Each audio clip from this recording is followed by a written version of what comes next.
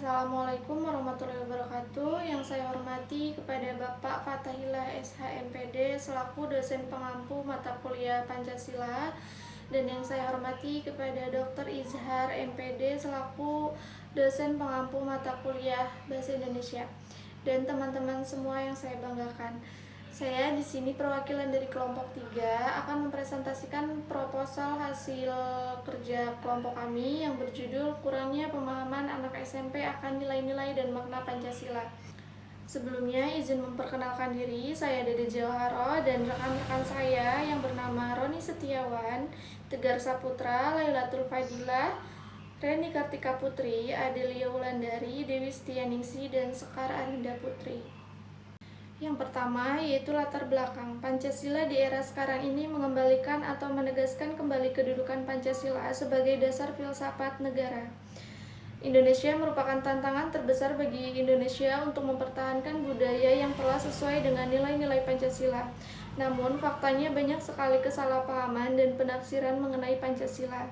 Banyaknya oknum pejabat negara dan berbagai elemen masyarakat malah memanfaatkan Pancasila sebagai alat untuk mendapatkan kekuasaan dengan cara menjadikan Pancasila sebagai tameng, bukan sebagai sistem etika dan jalur yang sehakikinya.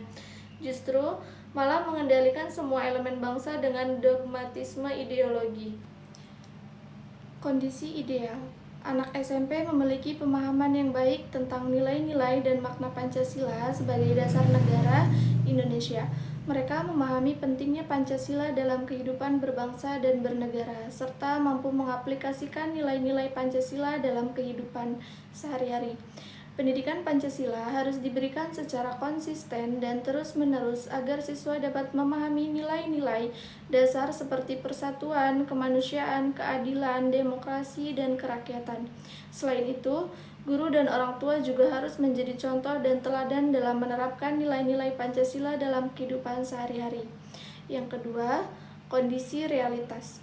Kurangnya pemahaman anak SMP akan nilai-nilai dan makna Pancasila menjadi masalah yang masih dihadapi di Indonesia. Hal ini terlihat dari rendahnya tingkat pemahaman siswa SMP tentang Pancasila dan kurangnya penerapan nilai-nilai Pancasila dalam kehidupan sehari-hari. Selain itu, faktor kurangnya pemahaman para generasi muda akan pentingnya makna Pancasila sebagai ideologi bangsa adalah lemah pemahaman para generasi muda sebagai generasi penerus bangsa. Dampak masalah. Kurangnya pemahaman anak SMP akan nilai-nilai dan makna Pancasila dapat berdampak pada hilangnya identitas nasional dan kehilangan rasa cinta tanah air.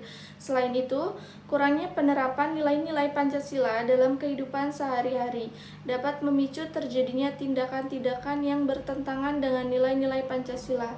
Selain itu, pelanggaran hak dan kewajiban tidak diterapkan sila-sila Pancasila juga dapat menimbulkan pelanggaran hak dan kewajiban. Jika seseorang tidak menghormati hak dan kewajiban dalam Pancasila, hal ini dapat menjadi tindakan yang melenceng dari nilai-nilai dan makna Pancasila itu sendiri. Selanjutnya, topik tempat yang dikaji. Topik yang dikaji adalah kurangnya pemahaman anak SMP akan nilai-nilai dan makna Pancasila di Indonesia. Fokus penelitian adalah pada pemahaman siswa tentang Pancasila dan penerapan nilai-nilai Pancasila dalam kehidupan sehari-hari. Pernyataan keterkaitan. Kurangnya pemahaman anak SMP akan nilai-nilai dan makna Pancasila berkaitan erat dengan identitas nasional dan keberlangsungan negara Indonesia. Oleh karena itu, perlu adanya upaya untuk meningkatkan pemahaman siswa SMP tentang Pancasila dan penerapan nilai-nilai Pancasila dalam kehidupan sehari-hari agar tercipta generasi muda yang mencintai tanah air dan mampu menjaga keutuhan negara Indonesia. Terus masalahnya yaitu, berdasarkan latar belakang masalah, kajian ini difokuskan pada kurangnya pemahaman anak SMP akan nilai-nilai dan makna Pancasila.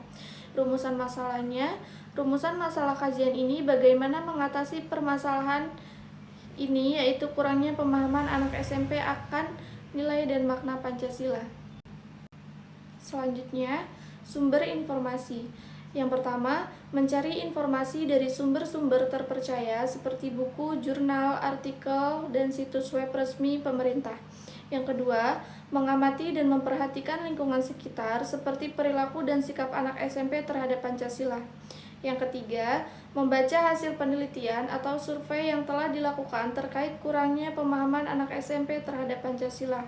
Dan yang keempat, lembaga swadaya masyarakat juga turut dalam memberikan informasi mengenai kurangnya pemahaman akan nilai-nilai dan makna Pancasila yang tercermin dari sikap dan perilaku terhadap Pancasila itu tidak sesuai.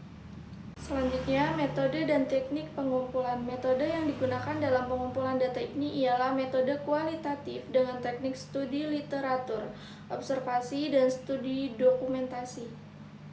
Selanjutnya, langkah-langkah pengumpulan informasi. Yang pertama, menentukan informasi mengenai permasalahan kurangnya pemahaman anak SMP akan nilai-nilai dan makna Pancasila sebanyak mungkin dari berbagai sumber.